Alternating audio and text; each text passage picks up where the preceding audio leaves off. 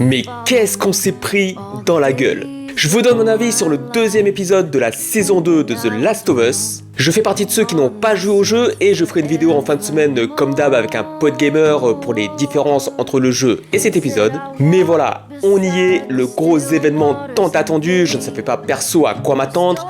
Et allons-y tout de suite, oui, la mort de Joel m'a démonté. Je ne pensais pas que ce serait ça, mais j'ai quand même compris qu'ils iraient peut-être jusqu'au bout lorsque Abby lui a shooté dans la jambe.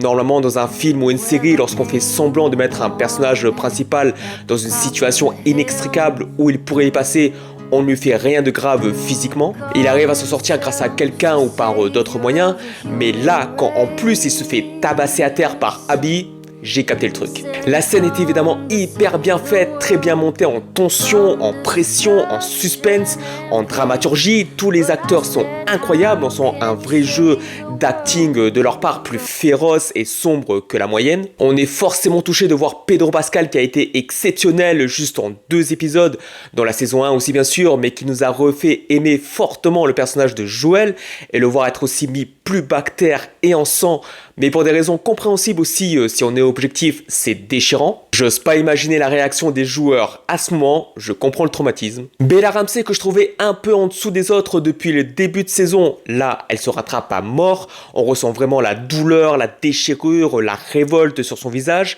Et Caitlin Dever qui faisait un peu moins crédible du fait qu'elle n'était pas musclée et donc pas menaçante. Là je trouve qu'on oublie complètement ce détail, elle est totalement convaincante, on ressent vraiment la folie en elle, la vengeance, cet acharnement de longue haleine depuis des années qu'elle réussit enfin à assouvir.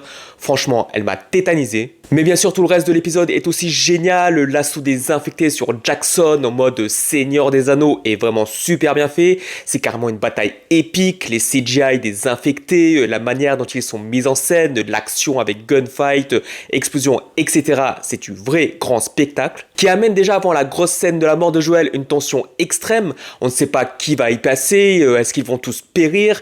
Et ce qui est d'ailleurs bien aussi, c'est qu'on a des scènes peut-être pour la première fois réellement horrifiques et angoissantes depuis la création de la série. Comme lorsque Abby essaie d'échapper aux infectés en étant coincé sous des grillages, c'était vraiment claustrophobique. Les 3/4 de cet épisode, on est vraiment en tension permanente, angoissé, triste, révolté.